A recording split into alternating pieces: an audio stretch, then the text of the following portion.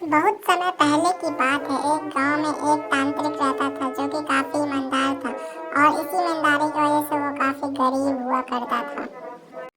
एक दिन वो रूम में बैठा हुआ था तो कुछ अतिथि आ जाते हैं।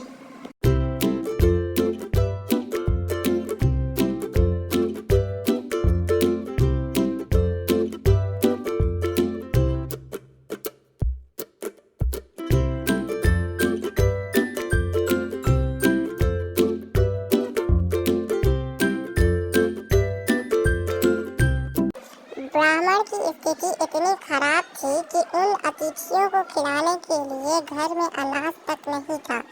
इस स्थिति को लेकर ही ब्राह्मण और उसकी पत्नी के बीच थोड़ी कहासुनी होने लगती है।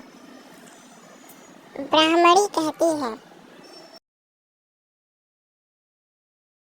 तुम्हें पेट भरने योग्य अनाज कमाना भी नहीं आता है। इसी का नतीजा है कि आज घर में अतिथि आ खड़े हुए हैं और हमारे पास उन्हें खिलाने के लिए कुछ भी नहीं है।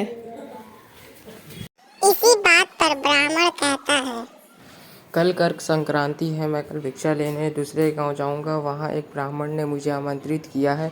वह सूर्य देव की तृप्ति के लिए कुछ दान देना चाहता है। तब तक जो कुछ भी घर में है उसे आदर सत्कार के साथ अतिथियों के उसके सामने बाद रखो। ब्राह्मणी कहती है, तेरी पत्नी होकर मैंने कभी सुख नहीं भोगा है। न कभी खाने को मेवा मिष्टी मिला, न ही ढंग के वस्त्र और आभूषण। आज तू कह रहा है कि जो भी घर में पड़ा है वो अतिथियों के है ही नहीं, तो मैं उसके सामने क्या रखूं? पड़े हैं तो बस एक मुट्ठी तिल, तो क्या पत्नी अतिथि की के यह सामने? बात सुनकर ब्राह्मण कहता है, ब्राह्मणी, तुम्हें ऐसा बिल्कुल भी नहीं कहना चाहिए। कारण यह है कि इच्छा के अनुसार किसी भी मनुष्य को धन की प्राप्ति नहीं होती है। जरूरी है तो पेट भरना, और पेट भरने योग्य अनाज तो मैं ले ही आता हूँ। अधिक धन की चाहत अच्छी नहीं है। ऐसी इच्छा का तुम्हें त्याग कर देना चाहिए।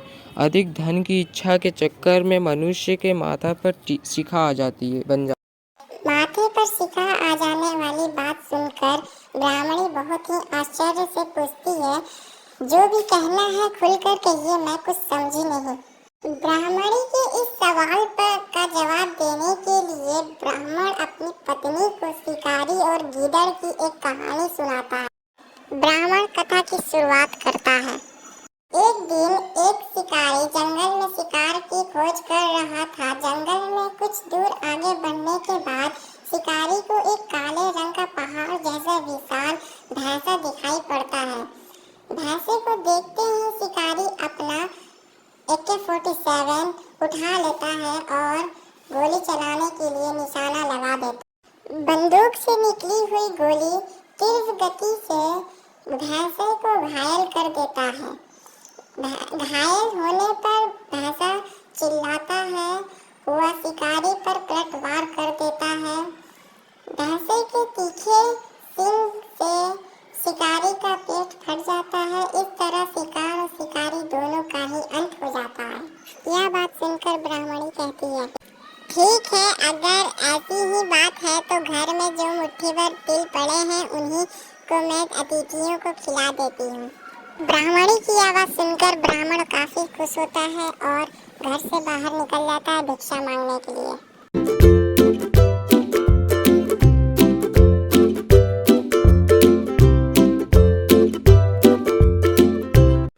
उसके बाद ब्राह्मणी भी तिल को धूप में सुखाने के लिए बाहर रख देती है।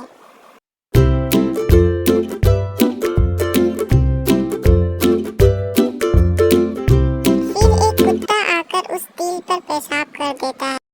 तिल के खराब हो जाने पर ब्राह्मणी काफी परेशान हो जाती है और सोचती है, यही तो तिल थे जिन्हें पकाकर मैं अतिथियों को खिला सकती थी। अब मैं क्या करूँगी? काफी देर सोचने के बाद ब्राह्मणी को एक तरीका सूझा। उसने सोचा कि अगर वह गंदे तिलों के बदले साफ तिल देने की बात करेगी तो कोई भी आसानी से मान जाएगा। साथ ही किसी को भी इन चीज़ों के खराब होने की बात पता नहीं चलेगी। इस विचार के साथ वह उन तिलों को लेकर घर घर घूमने लगी।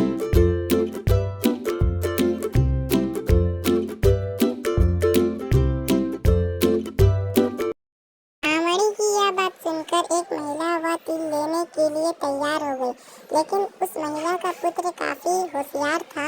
उसने अपनी माँ से कहा कि इन तिलों में जरूर कोई न कोई खोट होगी, वरना कौन साफ सुथरे तिलों को गंदे तिलों में बदलने के लिए तैयार होगा। पुत्र की यह बात सुनकर महिला ने ब्राह्मणी के तिलों को लेने से मना कर दिया।